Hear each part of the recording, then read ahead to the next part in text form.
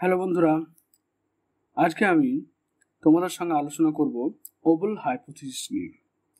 Oval hypothesis কি জিনিস? আসলে দেখো, আমাদের কোডন সংখ্যা হচ্ছে কত? আমাদের কোড রয়েছে 64, মানে 61 আমাদের সেন্স কোডন রয়েছে।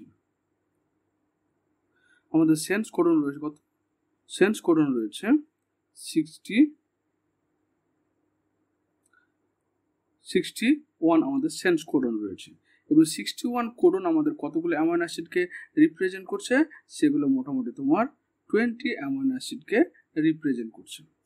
এবার বলছে যে আমাদের এই 20 অ্যামাইনো অ্যাসিড 6 কোডনকে কত টিআরএনএ দ্বারা ডিউরিং ট্রান্সলেশনের সময় কতগুলো টিআরএনএ দ্বারা রিপ্রেজেন্ট করা হয়? মোটামুটি লেস দেন 40। তাহলে দেখো, বুঝতে পারছি যে আমরা কি জানি যে একটা কোডন মানে একটা অ্যামাইনো অ্যাসিডের জন্য একের বেশি কোডন থাকে, যেটাকে আমরা বলছি ডিজেনারেসি অফ দা কোডন। হলো, যেমন ধরে নাও, তুমি যদি দেখো আমাদের লিউসিনের ক্ষেত্রে লিউসিনের ক্ষেত্রে যদি দেখো, তো লিউসিনের ক্ষেত্রে কি দেখতে পাবে?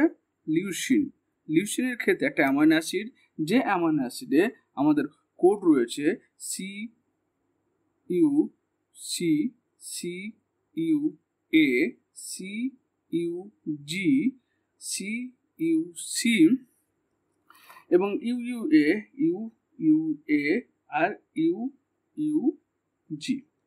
তাহলে লিউসিনের ক্ষেত্রে ছখানা অ্যামাইনো অ্যাসিড, ছখানা কোডন দ্বারা শুধুমাত্র লিউসিনকে রিপ্রেজেন্ট করা হয়, অর্থাৎ এটাকে বলা হয় ডিজেনারেসি অফ দ্য কোডন।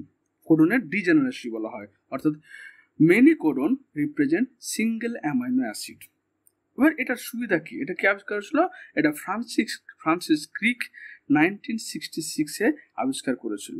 তো এটাকে আমরা বলছি ওভাল হাইপোথিসিস। এটা হওয়ার ক্ষেত্রে সুবিধা কি হচ্ছে? দেখো, কি হয় যে আমরা যখন দেখি এরকম একটা ধরনা, এটা হচ্ছে অ্যান্টিকোড, এটা হচ্ছে কোডন এমআরএনএ, আমাদের কোডন এমআরএনএ, আর এটা হচ্ছে তোমার এটা কোডন, এটা হচ্ছে অ্যান্টিকোডন। তো ওয়াটসন ক্রিকের মডেল হিসেবে আমরা কি দেখেছি? ওয়াটসন ক্রিকের মডেল হিসেবে দেখেছি যে অ্যাডেনিন থাইমিনের সঙ্গে 2টো হাইড্রোজেন বন্ধ যুক্ত হবে, গুয়ানিন সাইটোসিনের সঙ্গে 3টে হাইড্রোজেন বন্ড দ্বারা যুক্ত হবে। এবার এখানে দেখো, এই যে আমাদের 3টে বেস রয়েছে, নাম্বার 1, 2 এবং 3। নাম্বার 3, 1 এবং 2 যে কোডন অ্যান্টিকোডন যে বন্ডিং, সেটা নর্মাল ওয়াটসন ক্রিকের মতবাদ অনুসারে হবে।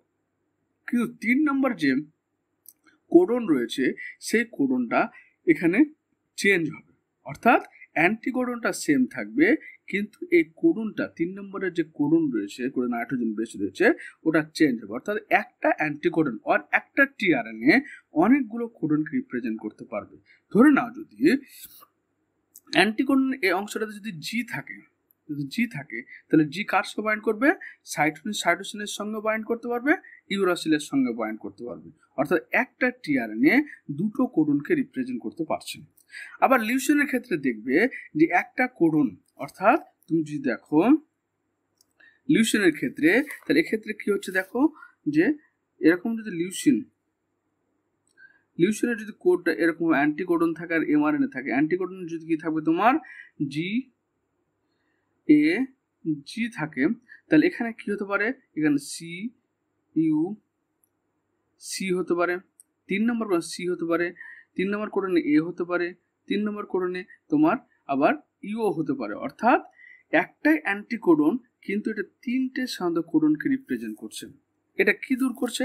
যে আমাদের যে 61টা কোডন রয়েছে, যেটা 40টার কম টিআরএনএ দ্বারা রিপ্রেজেন্ট হচ্ছে। অর্থাৎ যে ট্রান্সলেশন প্রক্রিয়ায় যদি টিআরএনএ সংখ্যা কম কিন্তু কোডনের সংখ্যা বেশি, তাহলে এতগুলো কোডনকে কার দ্বারা নিয়ন্ত্রিত হবে? তাহলে একটা টিআরএনএ অবশ্যই একের বেশি সাধারণত কোডনকে রিপ্রেজেন্ট করবে, রিকগনাইজ করবে। এখানে এই ওভাল হাইপোথিসিসের মাধ্যমে কি হচ্ছে? এই যে 3 নম্বর, 1 আর 2 বেশ ঠিক আছে, কিন্তু 3 নম্বর নাইট্রোজেন বেস যেটা জোড় রয়েছে, অ্যান্টিকোডন রয়েছে, এটা হচ্ছে ওভাল পজিশন, অর্থাৎ এটা হচ্ছে অস্থায়ী। এখানে তোমার একটা অ্যান্টিকোডন অনেকগুলো কোডনের নাইট্রোজেন বেসকে রেকগনাইজ করছে। তার ফলে কি হচ্ছে, একটা টিআরএনএ অ্যান্টিকোডন অনেকগুলো টিআরএনএকে অনেকগুলো কোডনকে রিকগনাইজ করছে, যার ফলে ট্রান্সলেশনের সময় টিআরএনএ এবং কোডনের ব্যালেন্সটা মেনটেন হচ্ছে। এবং প্রমাণ হচ্ছে theory of degeneration, that is one amino acid recognized by many codon. আশা করি বুঝতে পেরেছো। তো থ্যাংক ইউ, ভিডিওটি দেখার জন্য তোমাদের অসংখ্য ধন্যবাদ।